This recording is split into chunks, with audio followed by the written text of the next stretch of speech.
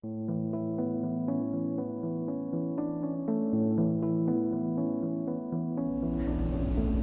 Alan Doederlein with the Depression and Bipolar Support Alliance. We're talking today about stigma and issues around disclosure. And joining me for that conversation is the Reverend Dr. Cheryl Magrini. Cheryl is a member of the DBSA National Board of Directors, as well as the founder and president of DBSA Loop Chicago. Cheryl is also a clergy person at United Methodist in Chicago. Thank you for joining us, Cheryl. I'm so glad to be here. When you hear the word stigma, what does that mean to you? As I hear that word, I have to say, I have a gut reaction. And then that means for me that there is a judgment that's being made. There is a stereotype that's being portrayed.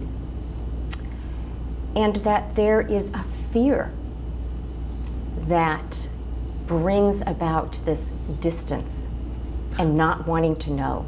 Another thing that we've heard about with respect to stigma is this idea of self-stigma. Mm-hmm. What does that mean to you when you hear about self-stigma? Very early on in my diagnosis, especially, telling myself that, oh my gosh, I'm crazy.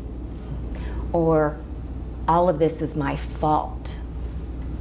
I'm not a good person. What have you found helpful in counteracting that self-stigma?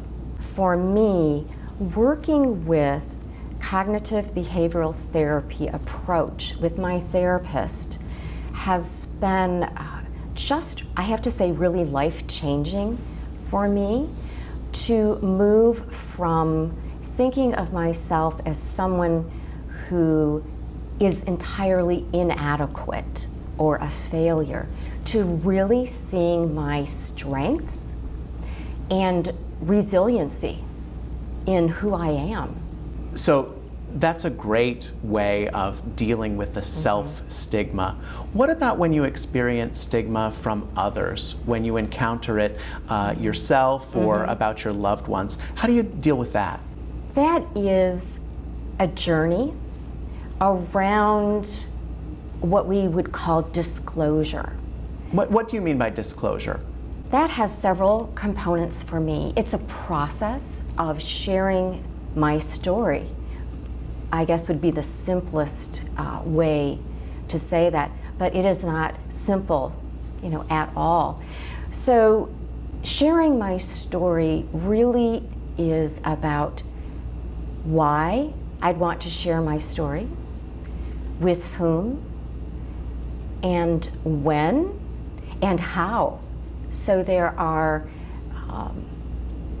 factors around vulnerability. It's very risk-taking of myself to share my journey with bipolar disorder. And I also think about what will be the person's response to me. I worked a lot on awareness, education.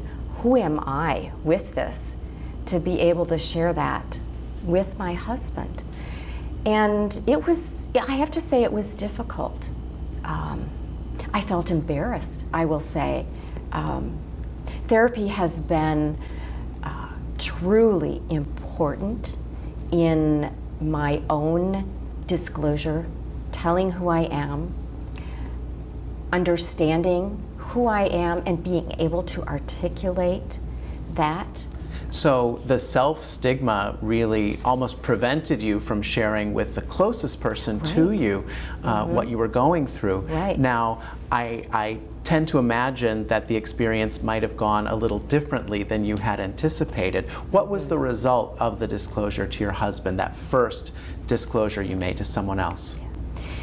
He looked at me with tears and he said, I am here for you. We're going to do this together. What a beautiful story. And then I have to imagine that would give you strength for the next disclosure. Absolutely. So Tell us a bit about how, as you began to share your personal story with others who aren't, as close with you, how did that go, and how did that help you continue to counteract stigma? I feel like combating stigma and disclosure are about education. And DBSA is key in that through all of the significant educational materials that are provided. So I brought those materials to my family. What about sharing your story in a broader context? I had a unique opportunity to share my personal journey through the professional acting ensemble called Erasing the Distance here in Chicago. And the mission of that acting ensemble is to help to eradicate stigma through real persons' stories brought to life through theater. What an awesome way, powerful way to share a story. So with educating yourself and others and finding forums to speak up in and let people know who you are and your journey, all ways to combat stigma. With respect to disclosure, you had a very positive experience disclosing in a workplace setting. When do you think it's advisable to disclose, and when might you be less likely to disclose your diagnosis? How do you handle that, say, in the workplace? There is a lot at stake in a workplace setting. Will my boss fire me? Will my boss just look for mistakes now? Will there be a rumor mill about me? What is to gain at work from disclosing can be adjustments like I was able to get in how a job is structured. So we work together with my projects, my programs, my teaching, working with families, so that having a more steady schedule, not working 12-hour days constantly, which is normal at that church.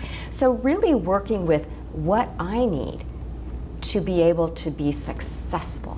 And I think particularly in the helping community, that